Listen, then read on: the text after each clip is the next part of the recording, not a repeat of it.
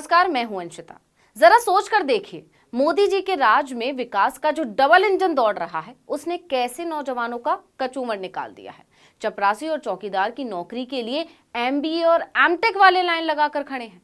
छोड़िए 2 करोड़ चमचमाती नौकरी का वादा, आप तो पानी पिलाने की नौकरी ही दीजिए। लेकिन इसकी भी कोई उम्मीद नजर नहीं आती, क्योंकि वैकेंसी है कुछ हजार और एप्लीकेशन आ चुके हैं 55 लाख। मतलब चपरासी की एक नौकरी के लिए 500 से ज्यादा लोग लाइन में हैं, और सब एक से पढ़े लिखे। एक कहावत तो आप सभी ने जरूर सुनी होगी, पढ़ोगे लिखोगे बनोगे नवाब, खेलोगे कूदोगे बनोगे खराब। शायद इसीलिए सरकार ओलंपिक का मेडल जीतने वाली लड़कियों को दिल्ली के जंतर मंतर पर तड़पा रही है। लेकिन मोदी जी के राज में तो पढ़ना लिखना भी काम नहीं आ रहा है। बेरोजगारी का आलम यह है कि बड़ी बड़ी डिग्री वाले भी सोच रहे हैं कि चपरासी की नौकरी भी मिल जाए तो चलेगा। नहीं, ये कोई मजाक नहीं है, बल्कि मोदी राज की असलियत है। आपको विश्वास नहीं होगा, लेकिन खुद सरकार ने ये आंकड़ा दिया है कि चपरासी, चौकीदार, जमादार, माली और गेटकीपर की नौकरी पाने के लिए 55 लाख आवेदन आए हैं। अब आप कहेंगे कि इसमें हैरानी की बात क्या है, देश में इतनी आबादी है तो आवेदन भी ज्यादा आएंगे। लेकिन यहाँ हैरानी आवेदन की संख्या पर नहीं, बल्कि नौकरी के हिसाब से आवेदन करने वालों की योग्यता को लेकर हो रही है। नौकरी निकली है 4th ग्रेड की, यानी चतुर्थ श्रेणी की, और आवेदन करने वालों में हजारों नौजवान बीटेक, एमटेक और एमबीए जैसी डिग्रियों से लैस हैं। मतलब उन्होंने अपनी डिग्री पर लाखों रुपए खर्च किए हैं, सबसे ऊंची तालीम हासिल की है। सोचा था कोई कंपनी चलाएंगे, सरकार का कोई डिपार्टमेंट चलाएंगे, पुल बनाएंगे, बांध और मेट्रो बनाएंगे। लेकिन मोदी सरकार ने उन्हें वहां लाकर छोड़ दिया है जहां वो कहने पर मजबूर हैं कि हम साहब लोगों को पानी पिलाएंगे। और ये भी इतना आसान नहीं होने जा रहा है। इसकी वजह यह है कि मोदी सरकार बेरोजगारों के मोर्चों पर बुरी तरह फेल हो चुकी है। या तो इस तरफ उनका ध्यान ही नहीं है, और नहीं तो उनके पास नौजवानों को काम देने की कोई सोच ही नहीं है। हाँ, उनका मन भाषणबाजी में खूब लगता है। मोदी ने अपना मूल काम जनता की सेवा और उसकी मुश्किलों को दूर करना नहीं, चुनाव प्रचार को बना लिया है। अब सरकार भले ही ध्यान ना दे, लेकिन युवाओं को तो अपना पेट पालने के लिए नौकरी चाहिए। इसलिए सरकारी नौकरी पाने के लिए बीटेक, एमटेक और एमबीए वाले पढ़े लिखे लोगों ने चपरासी, चौकीदार, जमादार, माली और गेटकीपर बनने के लिए आवेदन किया है।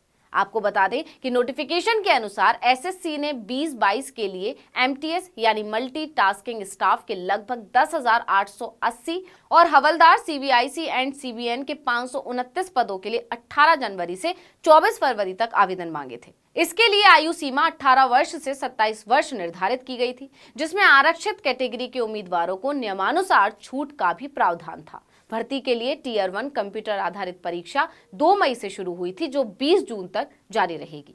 इसी मल्टीटास्किंग स्टाफ यानी एमटीएस, नॉन टेक्निकल और हवलदार यानी central board of indirect taxes एवं सेंट्रल ब्यूरो ऑफ नारकोटिक्स 2022 के लिए लगभग 55,21,917 अभ्यर्थियों ने ऑनलाइन फॉर्म भरे हैं। गौर कीजिए, चपरासी, माली, चौकीदार जैसी 4th क्लास कैटेगरी के लिए 55 लाख से ज्यादा आवेदन आ गए हैं।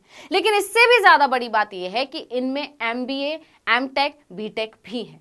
सिर्फ यही नहीं, हैरानी की बात यह भी है कि इनमें से 19,04,139 आवेदक प्रयागराज के एसएससी मध्य क्षेत्र दफ्तर के अधीन आने वाले उत्तर प्रदेश और बिहार से हैं। मतलब डबल इंजन की सरकार वाले राज्यों से बिहार अभी अभी सिंगल इंजन हुआ है। क्या यह सरकार की पोल खोलने के लिए काफी नहीं है कि मोदी के राज में युवा पढ़े लिखे होकर भी चपरासी की नौकरी करने को मजबूर हैं? जबकि सत्ता में आने से पहले मोदी जी ने बड़े आत्मविश्वास के साथ जनता से वादा किया था कि हर साल 2 करोड़ रोजगार देंगे। अब हर कोई सरकार से पूछ रहा है कि कहां है नौकरियां और रोजगार। इतना ही नहीं, विपक्ष तो मोदी सरकार को जुमलों की सरकार कहता है। कांग्रेस का कहना है कि सरकार का 15 लाख खाते में आएंगे वाले वादे की तरह रोजगार वाला वादा भी झूठ है, जुमला है। अब अगर विपक्ष बेरोजगारी का मुद्दा उठाता है तो कह दिया जाता है कि विपक्ष का तो काम ही है सरकार की आलोचना करना। ये कहकर उसका मुंह बंद कर दिया जाता है। लेकिन ये जो आंकड़े सामने आए हैं, इसके लिए सरकार क्या कहेगी? अब हर कोई सरकार से यही सवाल पूछ रहा है कि रोजगार कहां है। अब ये तो हुई नौकरियों में आवेदन की बात। चलिए अब जरा बेरोजगारी दर की बात कर लेते हैं। तो अप्रैल 2023 में centre for monitoring Indian economy ने भारत में बेरोजगारी के आंकड़े जारी किए थे।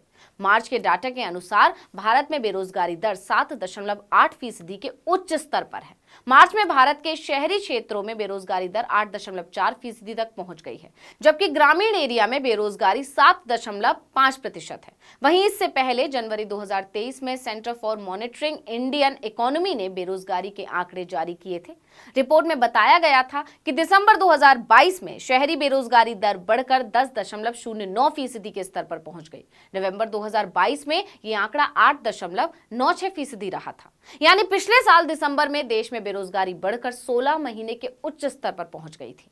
सिर्फ यही नहीं, पिछले साल यानी मार्च 2022 में एक रिपोर्ट आई थी जिसने सभी को चौंका दिया था। हैरानी की बात यह भी थी कि ये आंकड़े खुद सरकार ने पेश किए थे।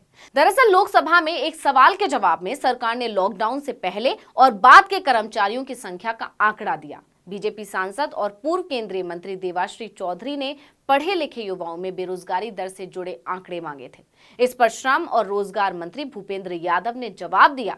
उन्होंने पीरियोडिक लेबर फोर्स सर्वे के 3 साल के आंकड़े दिए हैं। इसके मुताबिक पढ़े लिखे युवाओं में अनपढ़ युवाओं की तुलना में बेरोजगारी दर ज्यादा है। इन आंकड़ों के मुताबिक ग्रेजुएशन कर चुके युवाओं में बेरोजगारी दर सबसे ज्यादा है। पीएलएफएस के 2019-20 के सर्वे के मुताबिक ग्रेजुएट युवाओं में बेरोजगारी दर 17.2% है, जबकि अनपढ़ युवाओं में बेरोजगारी दर 0.6% है। अनपढ़ युवाओं को तुलना में पढ़े लिखे युवाओं में ज्यादा बेरोजगारी दर के पीछे जानकारों का मानना है कि अनपढ़ या कम पढ़े लिखे लोग अपना छोटा मोटा काम शुरू कर देते हैं, जबकि पढ़े लिखे युवा अपनी योग्यता के आधार पर काम तलाशते हैं, जिस कारण उनमें बेरोजगारी दर ज्यादा होती है।